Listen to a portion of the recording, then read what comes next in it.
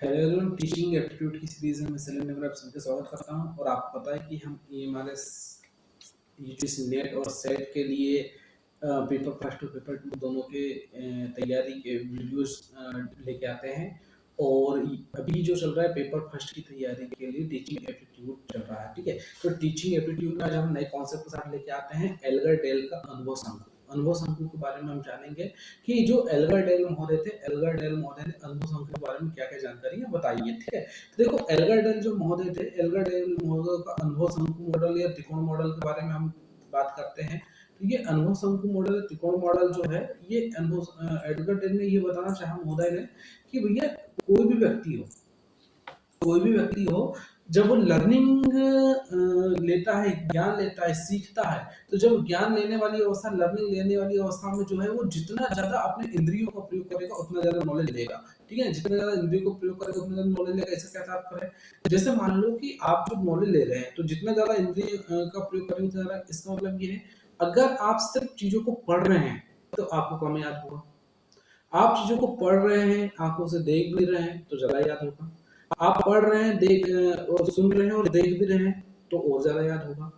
आप audio video form में चीजों को ग्रहण कर रहे हैं तो और ज्यादा याद होगा। लेकिन आप उसका खुद प्राइवेट प्रैक्टिकल कर रहे हैं तो सबसे ज्यादा याद हो जाएगा। तो इसी चीज को एल्बर्ट डेल जो महोदय हैं, उन्होंने शंकु के आधार पर सभी चीज को डिस्क्राइब किया है, सभी चीज को अलग अलग बताया है कि आप किस इंद्री का प्रयोग करने से लगभग कितने परसेंट याद रहेगा और पढ़ने का कौन सा तरीका है जो आपको सबसे ज्यादा याद रहता है। तो आपको ऐसा तरीका पता चल जाएगा जिसमें आज की, या ऐसा कौन सा तरीका है जिसमें आपको पढ़ाई करेंगे तो सबसे ज्यादा दिनों तक और सबसे क्लैरिटी से चीजें याद होगी। चलो हम जानते हैं इस मॉडल के बारे में। देखो, ये एल्गर डेल का मॉडल है, ये एल्गर डेल मॉडल दिए हैं मॉडल। तो आप देखिएगा, सबसे पहले इन्होंने ये अनुभव शंकु बनाया है। इस अनुभव शंकु में सबसे ऊपर हम आते हैं, अनुभव शंकु में ऊपर साइड में हम आते हैं। ये देखो, ये अनुभव शंकु दिख रहा होगा, ये अनुभव शंकु,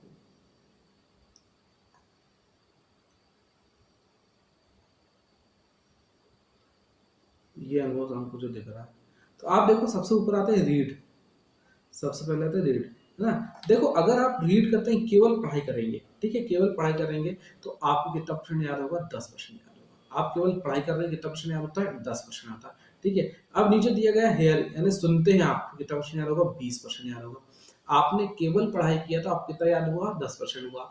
आप उसको सुनते हैं, कितना परसेंट याद होगा? 20%, है ना। अगर आप व्यू इमेज भी देखते हैं ना, फोटो भी देखते हैं या वीडियो भी देखते हैं, आप वॉच भी कर रहे हैं, फोटो वीडियो दोनों देख रहे हैं, तो आपको कितना परसेंट हुआ? 30%। आपने आपको फोटो भी देख रहे हैं और वीडियो भी देख रहे हैं, तो कितना परसेंट याद हुआ? आपको 30% याद हुआ, ठीक है।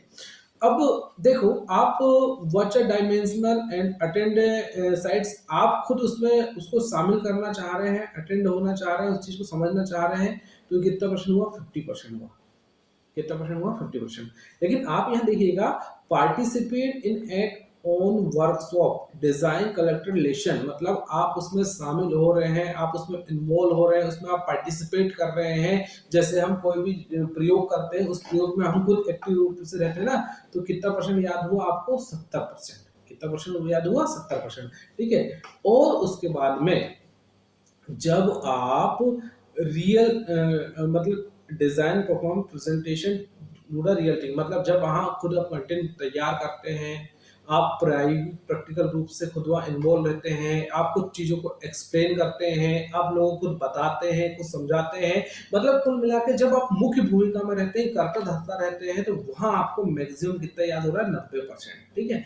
तो कहने का मतलब ऐसा है कि जब आप देख पा रहे हैं कि जब आप खुद ही चीजों को में आप शामिल हो रहे हैं, खुद आप पढ़ा रहे हैं, समझा रहे हैं, खुद आप बता रहे हैं, खुद ही आप उस एक्सपेरिमेंट पे करता धरता की भूमिका में हैं, खुद प्रयोग करके देख रहे हैं, प्रयोग कर रहे हैं, तो ऐसी सिचुएशन में आपको सबसे ज्यादा लर्निंग होती है, सबसे ज्यादा याद होता है, ठीक है। तो आप खुद जो भी पढ़ते पढ़ाते उसमें खुद में इन्वॉल्व होना जरूरी है, ठीक है। चलो, उसके बाद देखते हैं यहाँ एल्गर डेल का अनुभव शंकु जो है, एल्गर डेल या कोन मॉडल कहते हैं इसको। यह एक प्रकार का वर्गीकरण है जिसमें एल्गर डेल ने प्रस्तुत किया है। इस वर्गीकरण में डेल ने शिक्षण तकनीकों व श्रव दृश्य सामग्रियों के द्वारा छात्रों को प्राप्त होने वाले अनुभव को दर्शाया है।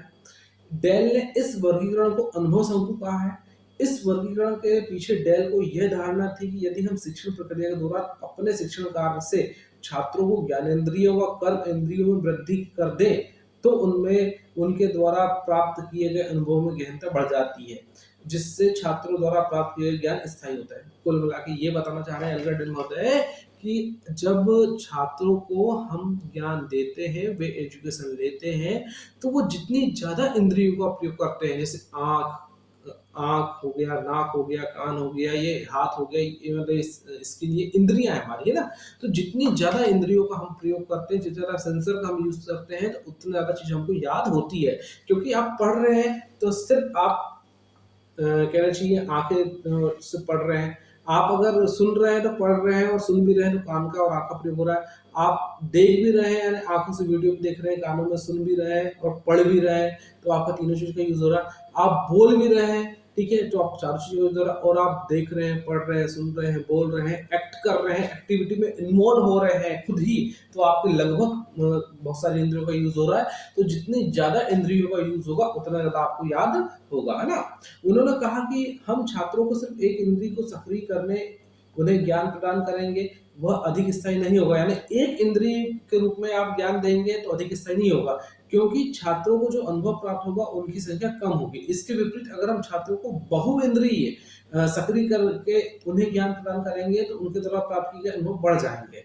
ठीक है, मतलब ये बोल रहे हैं कि ज्यादा से ज्यादा इंद्रियों का प्रयोग करेंगे तो ज्ञान जो हमारे स्थायी हो जाएगा, जिससे उनके द्वारा प्राप्त किया गया ज्ञान स्थायी होता है।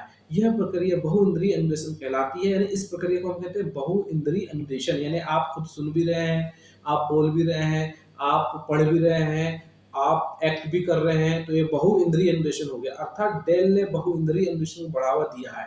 ठीक है, तो ये बात कही जा रही है अनुभव डेल। तो अनुभव डेल जो साहब है वो कहते हैं कि बहुइंद्रिय कहना चाहिए आपका एजुकेशन होगा। आप अपने सभी सेंसर मतलब देख रहे हैं, बोल रहे हैं, सुन रहे हैं, ठीक है, सभी चीजों का आप यूज कर रहे हैं, तो ज्यादा से ज्यादा आप चीजों को याद कर पाएंगे। ठीक है, एक एग्जांपल मैं आपको बताता हूँ। आपने एक स्टोरी को पढ़ा है, एक कहानी को आपने पढ़ा, ठीक है, उम्मीद है आपको 20-30% याद रहेगा, आपने पढ़ा, ठीक है। दूसरा सिनेरियो लेते हैं, उस कहानी को आपने वीडियो फॉर्म में, उस मूवी फॉर्म में देखा है, उस कहानी को, जिस मूवी देखते हैं ना, मूवी फॉर्म में देखा है, उम्मीद है पढ़ने वाली क्षमता से ज्यादा आपको याद रहेगा। अब तीसरी कंडीशन, मान लो पहली कंडीशन थी आपने कहानी पढ़ा, दूसरी कंडीशन थी आपने उसको वीडियो देखा या मूवी में देखा आपने, तीसरी कंडीशन है आप खुद एक्टर हैं, आप खुद हीरो हैं, और आप मूवी बनाई जा रही है, आप एक्ट कर रहे हैं उस कहानी के अंदर, आप खुद शामिल है, इन्वॉल्व है, तो उस कंडीशन में आपको वो बहुत ज्यादा हद तक याद हो जाएगा चीज, ठीक है ना, क्योंकि वहां आपकी एक्टिविटी भी इन्वॉल्व है, वहां आपकी आंख, नाक, कान, मुंह सब पूरी इंद्रियां इन्वॉल्व है, तो आप उसको बहुत अच्छे से समझ पा रहे होंगे। तो ये था एल्गर डेल जो है अपने एल्गर डेल साहब, उनसे संबंधित सिद्धांत था। ठीक है, चलो इसको कुछ एमसीक्यू क्वेश्चन देखने का प्रयास करते हैं हम, कुछ एमसीक्यूज के बारे में। एल्गर डेल महोदय,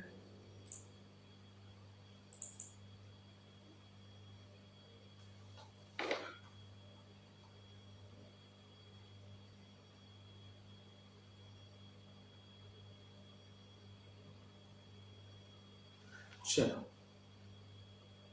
ये पहला क्वेश्चन कहता है एल्गर डेल का अनुभव समूह कब आया है। तो एल्गर डेल महोदय है, इनका अनुभव समूह कब आया है, तो इनका अनुभव समूह कब आया है, 1900,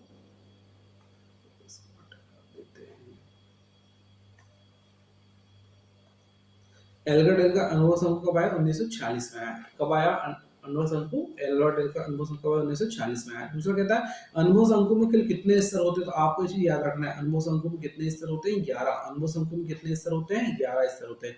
ठीक है, अगला है अनुभव शंकु के आधार पे, ठीक, देखो अच्छा ये जो टिक दिख रहा है, ये ऑटोमेटिक निशान लग रहा है, ये इसलिए लग रहा है क्योंकि मैंने एक जो ये कहना चाहिए टीचिंग एप्टीट्यूड में जितने भी जैसे ब्लूम थ्योरी, डेल थ्योरी, जितनी भी थ्योरी दी है सबका एक वीडियो बनाया है मैंने, तो उसमें क्वेश्चन मैंने पीपीटी तैयार किया था, तो वहां से डायरेक्ट अभी मैंने निकाल दिया है सीधे, तो ये इसलिए टिक लगा हुआ है ना। तो आप जाएंगे प्ले लिस्ट में तो आपको सभी चीज की पूरी मतलब कहना चाहिए थ्योरियां हैं, उनके पीवाईक्यू भी मिलेंगे, एमसीक्यू भी मिलेंगे, और आपको उनकी थ्योरी भी मिलेगी। ठीक है, तो अनुभव शंकु के आधार पर सबसे कम क्या है, तो प्रत्यक्ष उद्देश्यपूर्ण अनुभव, है ना। तो सबसे नीचे क्या है, प्रत्यक्ष उद्देश्यपूर्ण अनुभव, मतलब आप खुद एक्टिव होकर जो काम कर रहे हैं वो सबसे नीचे, और सबसे ऊपर क्या था, रीडिंग था, पढ़ना था। ठीक है। अनुभव शंकु के शीर्ष सबसे ऊपर क्या है, तो मौखिक प्रतीक मतलब पढ़ाई, रीडिंग, मौखिक। इसके अगर ये मौखिक प्रतीक नहीं रहा तो क्या रह जाएगा वहां, रीडिंग रह जाएगा, ठीक है ना। चल उसका एल्गर डेल के अनुसार हम जो देखते हैं सुनते हैं उसका कितना परसेंट याद रखते हैं, तो जो हम देखते हैं सुनते हैं तो हमारा लगभग उससे 50% याद होता है, देखते भी सुनते भी, ऑडियो वीडियो फॉर्म है ना। इसको बोलेंगे आप ऑडियो वीडियो। तो हम जो ऑडियो वीडियो फॉर्म में देखते हैं उसमें कितना परसेंट याद था, 50%। एल्गर डेल के अनुसार हम जो स्वयं करते हैं उसका कितना परसेंट तक याद है, हम मैंने आपको बताया था ना कि आप खुद एक्टर हैं, खुद मूवी में इन्वॉल्व हो रहे हैं, खुद ही एक्ट कर रहे हैं, तो आपको 90% तक चीजें याद रहेंगी, ये मैक्सिमम। यानी आप खुद पार्टिसिपेट कर रहे हैं तो सबसे ज्यादा याद करने वाली चीज है नहीं। अनुभव शंकु का मुख्य उद्देश्य क्या होता है, तो अनुभव शंकु का मुख्य उद्देश्य है शिक्षण सामग्री और अनुभवों के प्रकार को वर्गीकृत करना। अनुभव शंकु का मुख्य उद्देश्य क्या है, शिक्षण सामग्री और अनुभवों के प्रकार को वर्गीकृत करना। अगला क्वेश्चन है, निम्नलिखित में से कौन सा शंकु के आधार पर सबसे निकट है, तो क्षेत्र भ्रमण, फील्ड ट्रिप सबसे निकट है। सबसे निकट का तात्पर्य यह है कि जिस चीज में सबसे ज्यादा याद होगा वो सबसे निकट होगा। हम रेडियो सुनेंगे तो थोड़ा बहुत याद होगा, उतना ज्यादा याद नहीं होगा, पुस्तक पढ़ेंगे तो भी उतना याद नहीं होगा, और व्याख्यान सुनेंगे तो लेक्चर सुनेंगे तो भी उतना याद नहीं होगा। लेकिन अगर भ्रमण पर जाएंगे, चीजों को खुद आंखों से देखेंगे तो सबसे ज्यादा याद हो जाएगा, ठीक है। जैसे एग्जांपल बताता हूँ मैंने आपको एक ताजमहल की हिस्ट्री बताया पूरी, किसने बनवाया क्या वो पूरा बताया, ठीक है ना। लेकिन मैंने ताजमहल को सीधे आपको दिखा दिया, घुमा दिया, तो ज्यादा याद रहेगा, उसको बोलेंगे भ्रमण फील्ड, ठीक। अगला क्वेश्चन होता है कि नियोजित कृत्रिम अनुभव का उदाहरण कौन है, यानी ये जो इसी की अनुसंधान की बात कर रहे हैं, ये मॉडल नमूना सिमुलेशन है, ये उतना महत्वपूर्ण क्वेश्चन नहीं है, ठीक है ना। तो ये हमने, और ये लास्ट क्वेश्चन है, अनुभव शंकु के अनुसार सबसे अमूर्त अनुभव कौन सा है, तो मौखिक वाला सबसे कम या एब्स्ट्रैक्ट अनुभव कहलाता है, ठीक है। तो उम्मीद है आपको चीजें समझ में आई होंगी। अगर आप नए हैं तो चैनल को लाइक शेयर सब्सक्राइब कीजिए, और आपको इसमें जो भी वीडियो देखना है तो प्लेलिस्ट में जाइए, प्लेलिस्ट में जाएंगे आपको तो पूरे जो है सिस्टमेटिक सभी वीडियो आपको मिल जाएंगे, और टीचिंग एप्टीट्यूड की क्लास मिल जाएंगी, लाइब्रेरी साइंस की क्लास मिल जाएंगी, और भी सब्जेक्ट क्लास मिल जाएंगी, तो सिस्टमेटिक प्लेलिस्ट में आपको मिल जाएगा, ठीक है। तो जो भी इस चैनल बने हैं आप सभी का बहुत बहुत धन्यवाद।